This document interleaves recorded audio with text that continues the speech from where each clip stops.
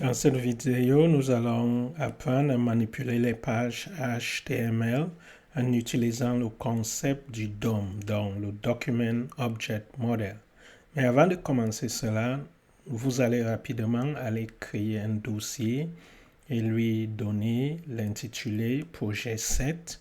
Et puis, vous allez venir créer un fichier index.html et app.js. C'est semblable à ce que nous avons fait pendant les leçons précédentes. Tout de suite, nous allons aller dans index.html à l'aide des maîtres. Nous allons faire cela. Et ici à l'intérieur, nous allons lui donner modèle d'objet de document. En fait, c'est ce qu'on appelle le DOM. Je vous encourage à aller sur Internet, lisez ce qui concerne cela, essayez de comprendre la théorie. Ici, nous allons nous concentrer sur les choses pratico-pratiques. Ici en bas, rapidement, je vais créer mon script. Puis, je vais le relire app.js. Et à l'intérieur, je vais commencer par lui donner H1. Et je vais dire heading 1. Ici, je vais encore donner H1 et lui dire heading. Je vais une fois dire tout. OK. Ici, ça sera 1. Et ici, je vais dire P. Donc, P, je vais dire paragraphe 1. Vous allez voir pourquoi je fais cela. P, paragraphe 2. Donc, vous pouvez mettre n'importe quel texte à l'intérieur. Je vais cliquer ici pour lancer Google Chrome. Nous y sommes et nous sommes à l'intérieur. Alors, sans tarder, la première chose que je vais faire, c'est par exemple ici, je vais lui donner un ID. Et nous allons voir comment aller chercher quelque chose qui a un ID unique, donc une identité. Je vais tout simplement dire heading 1. OK, je lui donne heading 1.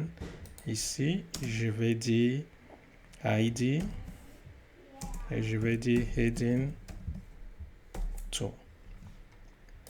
Alors, ici, je vais cliquer à droite pour dire inspect et rapidement, je vais choisir console. Je reviens là et je viens ici. Je me donne un peu d'espace et je vais commencer à manipuler tout ce qui est dans HTML. Alors, la première chose que je vais faire, je vais venir chercher, je vais utiliser getElements by ID pour chercher ce qui se trouve ici à l'intérieur de ce document. Donc, je suis dans App, je vais dire var et je vais dire valeur 1 et je vais dire document. Donc, c'est l'objet principal, c'est l'objet document et je vais dire get elements by ID. OK. Le ID qui est ici, c'est heading 1.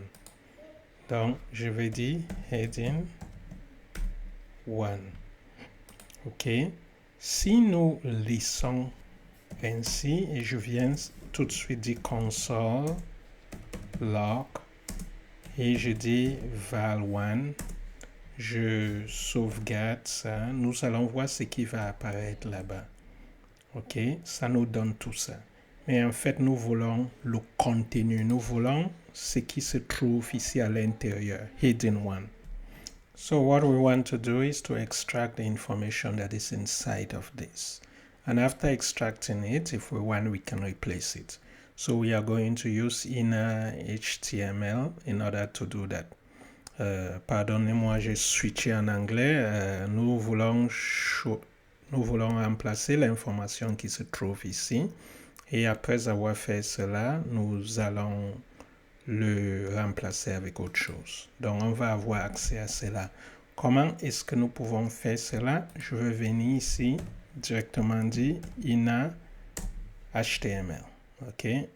Et dès que je le garde, voilà ce qui se passe.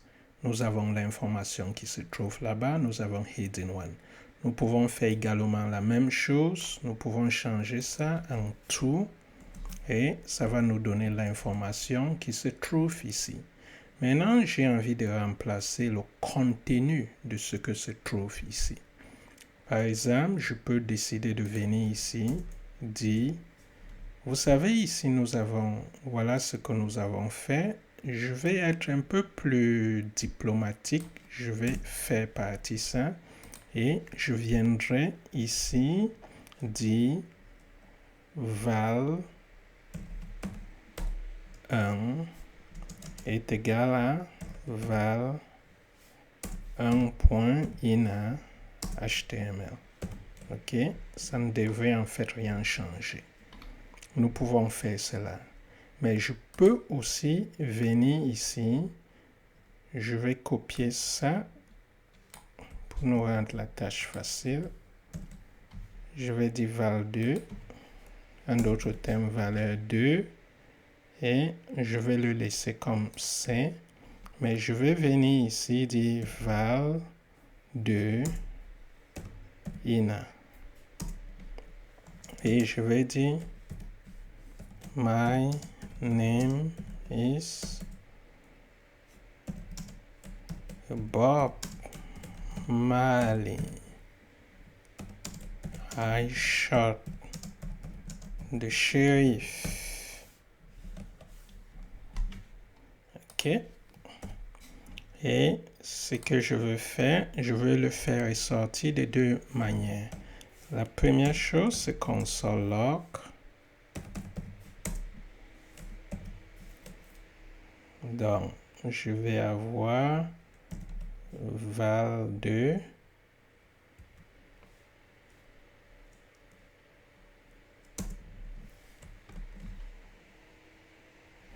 Vous voyez, ça nous dit My name is Bob Marley, I shot the sheriff.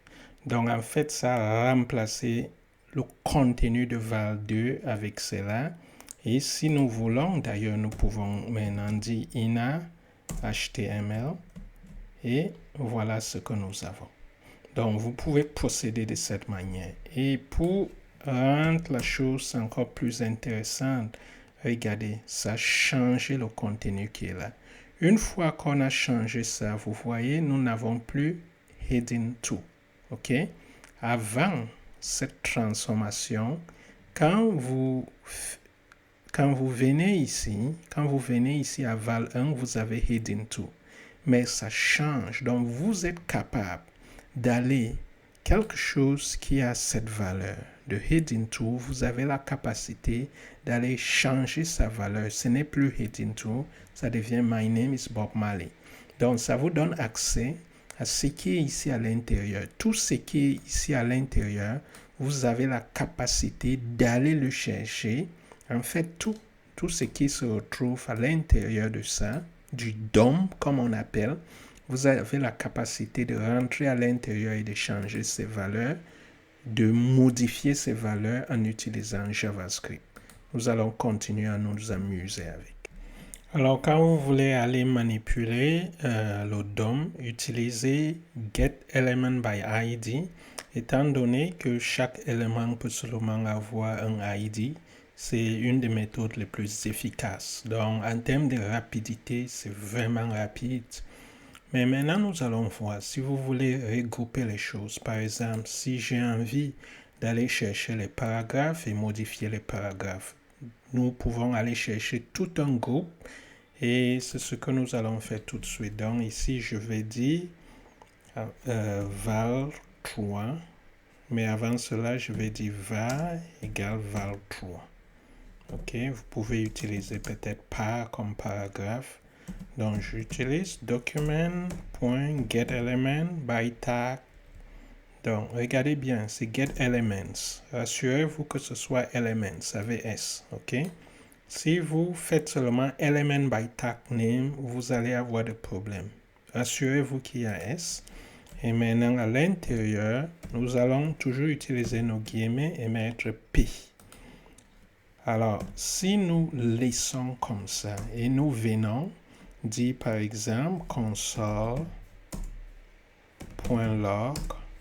et nous mettons quelque chose comme cela, val3, ça ne va pas nous donner quelque chose de très intéressant. Nous avons notre liste, donc ça nous dit qu'à l'intérieur, il y a toute une liste qui se trouve à l'intérieur. Alors, ce que nous pouvons faire pour améliorer la situation, si je peux venir demander quelle est la longueur de ce qui se retrouve ici à l'intérieur en tout simplement disant .length. Ok, je peux utiliser cette méthode et je dis S et ça me dit attention, ça c'est une erreur. En fait, je devrais plutôt dire by tag names. Donc ça devrait plutôt être by tag name. Ok, c'est en fait ça. Ok, là je vais le sauvegarder et voilà, ça nous dit que nous avons un tableau avec 2 éléments à l'intérieur. Donc c'est une collection qui a 2 éléments. Vous pouvez cliquer pour avoir davantage de choses ici. Si je clique là, ça nous donne tout un tas de méthodes et vers la fin, vous allez voir, nous avons paragraphe 1 qui est en fait le contenu de cela. Alors, très rapidement, nous allons changer cela. Je vais cliquer ici pour dire .length. En fait, nous voulons voir combien sont à l'intérieur et ça nous dit que nous avons 2. Si nous revenons ici, nous allons nous rendre compte que nous avons en fait 2. Donc, ce que je peux faire, c'est de dire je vais avoir accès au premier. Maintenant, si vous êtes en train de suivre les cours de JavaScript de manière chronologique, ce que vous avez vu, comment traiter avec les tableaux. Donc, les tableaux, ça commence de 0 à 1. Donc, si vous voulez compter, ce n'est pas 1, 2, c'est 0, 1. Donc, nous allons aller chercher ce qui se retrouve là à l'intérieur. Je vais je vais faire partie ça. Et je vais dire, je vais l'élément numéro 0 à l'intérieur. Vous pouvez utiliser ça. Voilà, ça choisit l'élément numéro 1. Ou l'élément 0, c'est ça. C'est paragraphe 1. Et si nous changeons ça et nous mettons 1, c'est effectivement paragraphe 2 qui apparaît. Maintenant, comment aller avoir accès à ce qui est à l'intérieur? Cliquez simplement là, mettez point et donnez-lui INA HTML. Donc, vous êtes en train de dire, allez dans le document, cherchez l'élément qui a le tag name P et à la position 1 et donnez-moi son contenu. Ça va aller chercher ça. Donc, je sauvegarde et on a paragraphe 2 directement. Et on peut faire quelque chose de semblable comme ce qu'on a fait là auparavant. Au lieu de dire ina HTML blablabla, je peux simplement laisser là et je viens ici, je dis val 3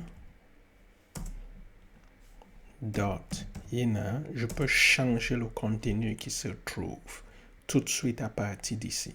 Donc, je l'ai sélectionné et maintenant, je vais dire, mets ça dans le texte. Je peux tout de suite dire,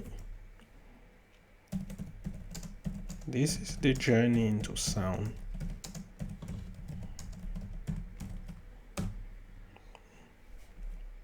Et je sauvegarde. Tout de suite, ça change le contenu. Donc, nous avons vu 2 choses. La première, c'est d'utiliser getElementById. Ça, c'est quand on donne ID. Ça, nous sommes en train d'utiliser les P. Nous pouvons faire exactement la même chose en utilisant H1. Donc, si je décide de venir ici, au lieu d'utiliser P, j'utilise plutôt H1. Donc, je mets H1 et je change ça.